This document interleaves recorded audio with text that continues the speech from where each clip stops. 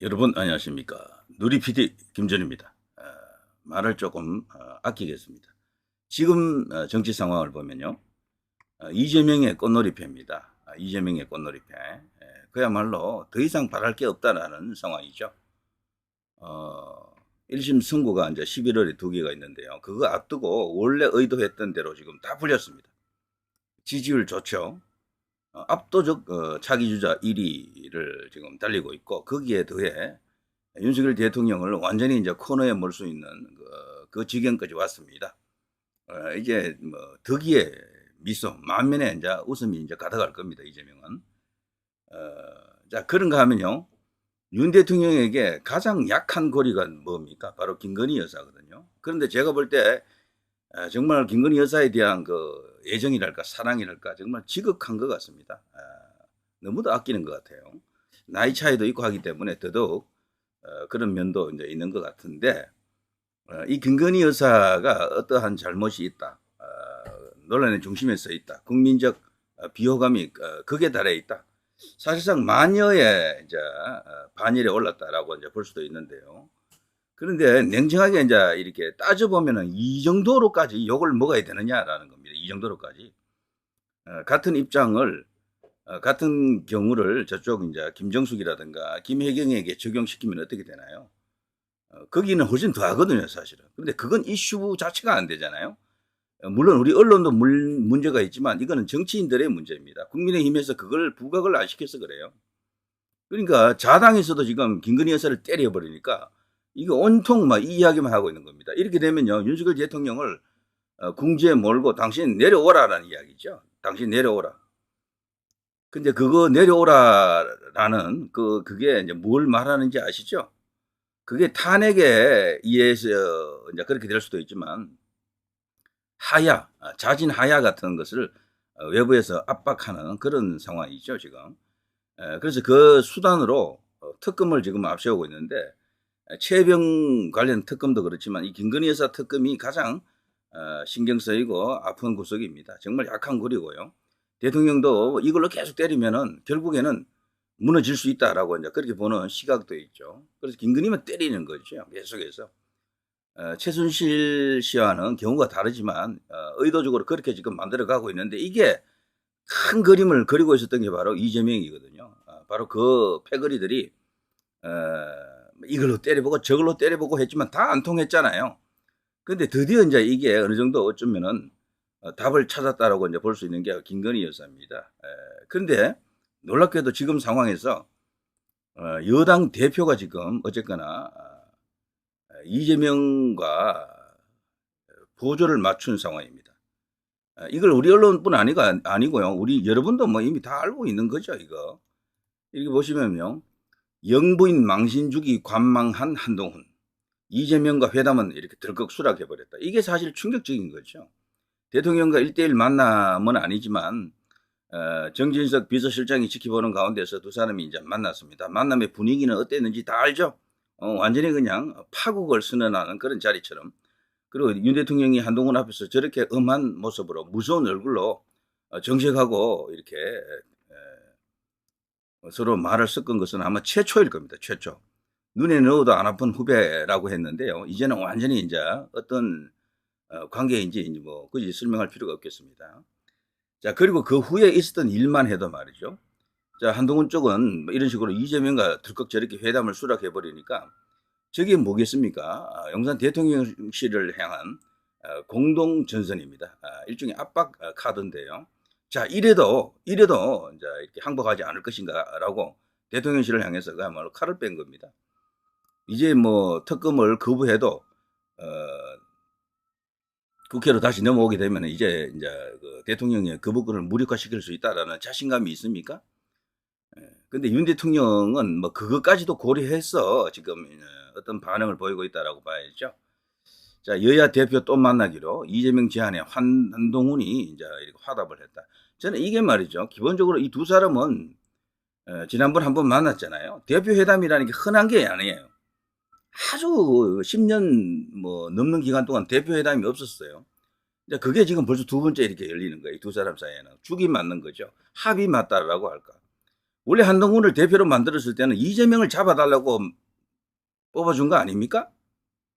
근데 이재명하고 너무 관계가 좋은 거야, 지금. 한 번도 이재명을 비판을 안 했어요, 한동훈은.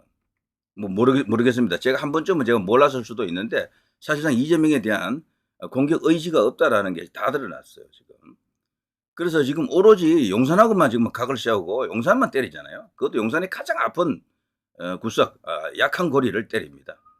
이제 그걸 때리면 당신 일단 레임덕 상태로 그냥 지내라는 이야기예요. 그리고 여당의 중심은 내다. 나에게 이제 권력을 넘겨라 이런 의미도 되지만 대통령을 이제 막다른 골목으로 이제 몰아붙이는 거죠. 네. 그러면서 위협을 하는 겁니다.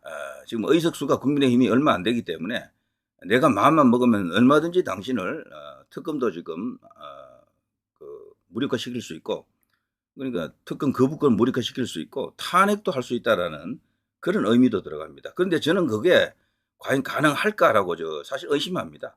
한동훈 계라고 이제 할 만한 게 지금 있는지 모르겠습니다만 모임을 가지면 한 20명 정도 모인다 그러죠. 근데 그게 만일에 특검을 재표결한다거나 탄핵을 한다거나 할 때도 진짜로 대통령을 버리는 그런 어떤 선택을 할 것인지는 가봐야 됩니다. 그 사람들에게도 국가가 있고 민족이 있고 국민이 있을 텐데 대의 명분이 있을 텐데 말이죠. 지금 윤한 이런 갈등이 그들이 이제 볼 때 과연 어디가 본이고 어디가 이제 말인지 본말이 어떻게 되는지 아마 판단할 거예요. 저는 한동훈과 만나는 국회의원들 번개 미팅을 또 했죠. 이번에 이제 이 용산 회담이 저런 식으로 그냥 파토나고 나서 순식간에 그냥 긴급 이제 이렇게 소집을 했는데 일종의 세과시죠. 보라 이거야. 나도 한 20명 정도 된다 이런 건데 말이죠. 이제 그런 게 결국에는 어떤 최후 상황, 막가파 상황까지도 갈 수가 있다. 이런 걸 이제 예상을 해야 됩니다. 한동훈 이재명 2차 회담에서 김건희 특검 논의할까? 이재명은 뭐 당연히 이제 이걸 이제 주문하고 있습니다. 이번에 윤 대통령과 만날 때도 이재명은 이걸 푸시했거든요. 한동훈 대표에게 격려한다 그러면서 김건희 여사 특검을 받으라고 압박을 하라고 지금 그런 식으로 요구하지 않았습니까? 당연히 이재명은 이걸 꺼내죠.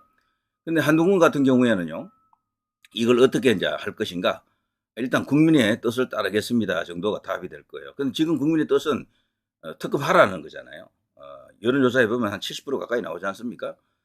때문에 이제 한동훈 쪽은 이제 거기에 이제 몸을 실어줄 것이다라고 생각이 됩니다. 여야 당 대표가 이렇게 만나가지고 전국의 그 향방을 가름할 수 있는 큰 어떤 결정을 할 수도 있겠죠. 지금은 국가 발전을 위해서 뭔가 좋은 일 하는 게 아니에요. 정략이죠, 전부 이거. 자, 한동훈 대표는 이렇게 해서 과연 살아날 수 있을 것인가? 정치적으로 자신이 세를 확보하고 보수 여권에서 유력한 입장이 될 것인가? 윤석열 대통령을 대신할 수 있는 위치에까지 갈 수가 있는가라고 생각한다 그러면요. 지지하는 사람과 지지하지 않는 사람들 그리고 중립적인 사람들이 생각이 다 다를 거예요. 다. 그런 정치 절대 간단하지 않습니다. 제가 여러 번 했던 이야기 중에 이런 게 있어요. 한동훈 대표 같은 이런 스타일은 다소 무모하다라고 이제 볼 수가 있는데 왜 그런가 하면요. 보수 여권의 경우에 노태우 대통령 때 김영삼 대표가 있었죠. 김영삼 대표 최고위원이 있었죠.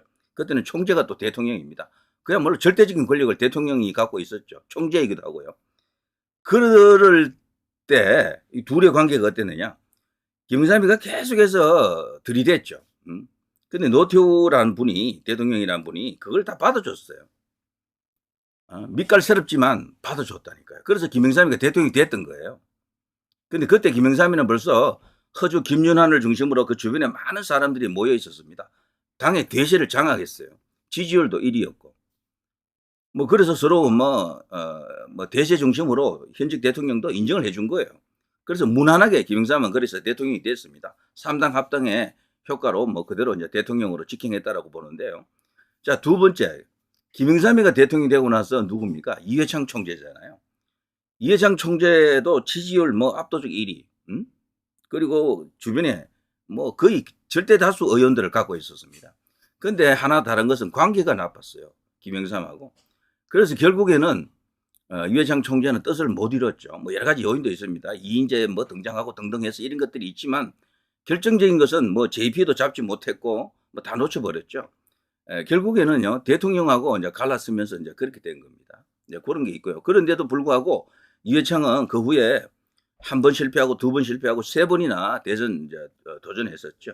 그 정도로 그 사람은 그 보수에서 차지하는 그 어떤 그 위상이랄까 이런 게 높았습니다. 그 이회창 총재는요. 자, 그런 사람들. 또 한 사람은 박근혜 이제 전 대통령이죠. 이명박 대통령 때 박근혜 대표 체제 얼마나 막강했습니까? 선거의 여왕이었었잖아요. 그때도 사실 관계가 안 좋았거든요. 그렇지만 이명박 대통령이 결정적일 때 박근혜 대표를 초대해서 웃으면서 서로 만나고 그랬었어요. 그래서 힘을 또 은근히 실어준다니까. 그러니까 싫지만 정책적으로, 전략적으로 이렇게 받아들입니다. 근데 박근혜 대표가 공격을 해도 반발을 안 했어요. 이명박 대통령은. 그냥 싫지만 들어준 거야, 그냥. 응? 못 들은 척하고 그냥 이렇게 따지고 들고 뭐 그냥 이렇게 반박하고 안 그랬어요. 지금하고 다르다니까요. 그리고 이제 박근혜 대표 당시에는 그야말로 주변에 뭐 엄청나게 많은 의원들이 거대한 세를 형성하고 있었고 지지율은 압도적으로 1위였고 뭐 그렇게 해서 이렇게 잘 풀렸습니다. 근데 한동훈 대표는 그 세 사람에 비해서 어떠냐? 조건이 하나도 맞는 게 없어요. 조건이. 지지율도 지금 낮지. 의원들도 몇 명 안 되지. 응? 그 대통령 관계도 지금 최악으로 지금 나쁩니다. 제가 볼 때는요, 김영삼, 이회창보다 더 나빠요, 지금. 더 나쁘다니까, 더. 이런 상태에서 이 보수 여권이 한동훈 중심으로 갈 수 있겠어요? 가능성 없습니다. 아주 작은 가능성은 있겠지만 거의 기대 난망이다. 뭐 하나 조건으로 맞는 게 없다니까요. 조건으로. 63% 당선됐다 그러는데 지금 해보세요. 그 63% 나오는지. 바로 절반으로 또 이제 잘릴 겁니다. 절반으로. 한동훈 대표가 사실 당대표 되고 나서 지지율이 좀 올라가는 듯 했는데 차기 지지자 지지율에서요. 그 후로 한번 꺾이더니 계속 떨어지잖아요. 계속. 이거는 우파들이 계속 떨어져 나가고 영남에서 자꾸 빠져나가서 그래요. 그리고 뭐 20대 30대에서는 기대한 것처럼 표가 안 나옵니다. 지지율이 안 나와요. 그쪽에서는. 그러니까 사실 이제 그런 것 때문에 이렇게 강하게 나가는 것도 있습니다. 세게 나간다 할까? 어떻게 보면 한동훈 대표로서도 극약 처방이지. 이렇게 안 하면은 고사한다, 죽는다라고 아마 주변에서 다들 이렇게 어시스트 했다 할까? 뭐 어떤 여러 가지 뭐 정책적 혹은 정치공학적 어떤 그런 판단으로 뭔가 이렇게 주문을 했을 겁니다. 자, 한동훈 편들며 윤추락만 남아 민주당 용산 고립 전략. 뭐 이재명의 꽃놀이패입니다. 그야말로. 범어사 찾은 윤 대통령 돌 던져도 맞고 가겠다. 윤 대통령을 알아야 됩니다. 이분은 그냥 허물허물 깨질 사람이 아니에요. 그냥 차라리 부러질지언정 굽는 사람이 아니라니까 이분은. 제가 볼 때는. 근데 한동훈 대표가 지금 상대를 잘못 골랐다라고 생각합니다. 자기가 알고 있던 윤 대통령이 아닐 겁니다. 검찰 시절에 봤던 윤 대통령은 한동훈 대표 보기에는 뭐 좋은 형님처럼 이렇게 느껴졌을 수도 있어요. 그리고 자신이 뭔가 날카롭게 뭔가 이렇게 지적하면은 다 받아들였던 그런 사람일 겁니다. 그런데 지금은 달라요. 지금은 정치적 만남이잖아요. 여기는 벌써 권력이 작용하기 때문에 옛날에 그건 완전히 잊어야 됩니다. 완전히 다른 사람이다라고 봐야 됩니다. 그래서 두 사람이 이번에 만났을 때 그 무서운 얼굴로 한동훈 대표를 노려보면서 이야기했던 그 내용들, 한동훈 대표는 아마 집에 가서도 그냥 섬찟했을 겁니다. 그리고 대통령이 갖고 있는 어쨌거나 권한, 힘은 막강합니다. 무슨 일이 생길지 몰라요. 한동훈 대표 같은 경우는 야당이 자기를 향해서 공격하는 걸 두려워하는 것 같더라고. 뭐 특검을 띄운다, 뭐 계속해서 어떤 식으로 집안 문제를 갖고 공격한다거나 이런 거를 과연 견딜 수 있을지 모르겠어요. 한동훈 대표는 굳이 색깔로 따지면 백지예요, 백지. 깨끗해 보이는데 그 백지라고 하는 것은 금방 더러워집니다. 아무 색깔이나 더 갖다 놓으면은 촥 이렇게 더러워진다고요. 과거 이명박 대통령 같은 사람은 백지가 아니잖아요. 그런 사람은 이 네거티브에도 잘 안 먹혀요. 색깔이 원래 뭐 흑색 같은 게 있기 때문에 뭐 던져도 뭐 그 색깔이 잘 표가 잘 안 나요. 근데 이회창 같이 이렇게 대쪽 이런 사람은 백지거든요. 바로 더러워지면서 그냥 지지율이 확 이렇게 무너집니다. 그 자녀들 문제로, 그 병역 문제로 바로 그냥 지지율을 그냥 추락했잖아요. 한동훈 대표도 굳이 따지면 백지에 가까워요. 깨끗해 보이지만 금방 더러워집니다. 네거티브 해버리면은 바로 흔들릴 가능성이 커요, 사실은. 그래서 극도로 아마 그걸 두려워할 겁니다. 야당에서 자신을 공격하는 것. 그래서 지금 그걸 피하기 위해서 윤 대통령 쪽으로 공격을 다 몰아넣은 듯한 그런 느낌이 듭니다. 제가 볼 때는. 윤 대통령을 향해서 이렇게 압박하면 결국 윤석열 대통령 하나를 놓고 이재명과 손잡은 상황이 오는 거죠. 마음으로는 안 잡았다 하더라도 그 형식적으로 그냥 겉으로 드러나는 상황은 그렇게 된 거예요. 그래서 지금 압박을 하고 있는 겁니다. 그 압박의 내용이 뭐겠습니까? 1차적으로는 특검이고 거부권 행사하지 말라는 거고요. 거부권 행사에도 이제 틀렸다. 어차피 이제 우리가 다 그냥 무력화시킨다. 그 후에도 뭔가 안 풀리면 그냥 탄핵하겠다. 하야를 그냥 종용하겠다 이거거든요.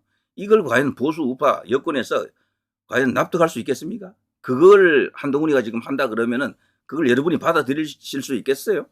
근데 그렇게 해서 받아들이면은 그럼 차기 대선이 일찍 열린다 칩시다. 그럼 누가 대통령이 됩니까? 설사 이재명이가 말이죠. 1심에서 법정 구속이 되더라도 누군가 다른 사람이 나오겠죠. 그때도 힘들어요. 제가 볼 때는. 그때도 힘듭니다. 때문에 지금은 그런 때가 아니에요. 시간을 끌고 여권 전체가 살아날 수 있도록 시간을 벌어야 됩니다. 그게 절대적으로 중요하다. 자, 국민의힘 명태균 명단에 신빙성 의문, 거론된 나경원, 안철수 명백한 허위다. 여기 거론된 사람이 너무도 많더군요. 야당 인사들도 몇몇 있고요. 자, 윤 대통령, 비장한 그런 상황이고요. 그런 결심입니다. 법무사를 방문해가지고, 이런, 자신의 어떤 입장, 결의를 지금 보이고 있죠. 자, 한동훈 윤 빈손 면담 이후 친한계 번개 회동 상황이 엄중하다. 분명히 한동훈 쪽에서도 지금 이제 2판 4판식으로 나오는데 뭔가 이렇게 던질 것 같아요. 지금 카드를. 자, 한동훈 편들며 윤추락만 남아 민주당 용산 고립 전략. 약속이 있다면 한동훈 면담 끝낸 윤 곧바로 친윤 추경호와 회동했다. 한동훈과는 제로콜라 한 잔 놓고 서로 이제 대자했고요. 추경호하고는 만찬을 했습니다. 술도 뭐 마셨겠죠. 완전히 이게 격이 다른 거예요. 그리고 여기 만난 장소가 말이죠. 이재명하고 만났을 때는 대통령실에서 만났잖아요. 집무실에서. 근데 여기서는 이게 뭡니까? 창고 같은 이상한 데서 만났잖아요. 이것 자체도 대통령의 의지가 실렸다라고 봐야 됩니다. 자, 한동훈 윤 대통령의 한남동 라인 8명 검명하며 인적 쇄신 건의. 이회창 윤석열 한동훈 보수 괴멸 현실화 서막. 이렇게 되면요. 저는 사실 한동훈 대표에게 기대했던 것이 윤석열 킬러가 돼줄 것을 기대했는데 반대로 지금 가고 있고, 언제부턴가 야당은 더 이상 한동훈 공격 안 해요. 한동훈 특검 이야기도 없습니다. 뭐 조국 쪽에서도 한동훈을 특검 띄우겠다고 한동훈 뭐 걸고 넘어지려고 했는데, 민주당에서도 한동훈 공격을 그때는 좀 했잖아요. 이제는 아무런 공격도 안 해. 아무런 공격도. 이 상황을 여러분 엄중하게 봐야 됩니다. 원래 대표를 뽑을 때 이런 모습을 기대했던 사람 아무도 없을 거예요. 아무도. 근데 한동훈은 이제 어쨌거나 그 기대를 저버리고 지금 이런 식으로 행동을 하고 있는 겁니다. 한동훈 대표가 여기에 이제 검색을 해보면요. 네이버하고 이게 구글에 검색을 해보면요. 이재명하고 또 비교를 해보면 한동훈은 이렇게 연관 검색어 이런 게 뜹니다. 한동훈 프로필, 한동훈 윤석열, 한동훈 지지율, 한동훈 관련주, 한동훈 뽕, 한동훈 독대, 한동훈 팬카페, 한동훈 부산, 한동훈 김건희. 전부 정쟁이거나 자기 개인의 이슈들이에요. 전부. 뭐 정책이나 비전, 국가에 대한 어떤 그런 충성, 뭐 여러 가지 어떤 그런 어떤 큰 어떤 명분이 있는 이슈는 하나도 없어요. 전부. 콘텐츠 뭐 아무것도 없어 지금. 지금 정치한 지 한 1년 됐잖아요. 어쨌거나. 뭐 나온 게 아무것도 없는 거예요. 전부 이런 거밖에 없어. 지금도 검사인 거예요. 그러니까. 뭘 자꾸 뭐 잡으려고 하는 거예요. 그런데 그 잡는 게 대통령을 잡으려고 하는 거예요. 지금 그러니까. 김건희 여사를 잡으려고 하는 겁니다. 그 잡으면 답이 있습니까? 잡으면. 근데 이재명을 한번 보십시오. 이재명 선고, 이재명 검투세, 재판, 지지율, 징역, 관련조 25만 원, 나무위키, 갤러리 이런 게 나오는데, 이재명 그래도 뭔가 여기에 자기 개인의 이슈도 나와 있지만 25만 원이나 검투세 같은 이런 것들은 다소 정책적으로 뭐가 이제 이렇게 이슈가 되는 걸 이야기했다라는, 그리고 이런 쪽으로 조금 특화되어 있다. 그리고 사람들이 많이 이제 이런 걸 클릭했다라고 이제 하기 때문에 이런 게 나오는 겁니다. 이거는요, 일부러 이렇게 편집하는 게 아니에요. AI가 많이 다루는 내용으로 이렇게 연관 검색어를 자동으로 만들어준다고요. 한동훈 뽕, 이거 뭡니까? 자, 오른쪽에 여기 이제 구글 보시면요. 한동훈 집으로 가. 윤석열 가발. 윤석열 면담. 독대 면담. 이재명. 여기도 국가에 대한 어떤 애정이라든가 국가에 대한 비전, 콘텐츠 이런 것들 아무것도 없어요, 전부. 그리고 오로지 윤 대통령과 지금 각 세우는 거 말고는 아무것도 없는 거예요, 지금 한동훈 대표는. 이걸 하라고 지금 대표 뽑은 사람이 있습니까, 과연? 그리고 이 윤석열 대통령을 끌어내린다 칩시다. 그럼 어떡할 거예요? 그럼 뭐가 생깁니까? 그 정권을 그냥 이재명에게 바로 그냥 헌납하실 거예요? 답이 없습니다. 굳이 제가 그래서 썸네일에 이제 그거를 보여드렸습니다만 이재명이 지금 뒤에서 지금 껄껄거리고 웃고 있어요. 대통령이 지금 내려올 수 있겠습니까?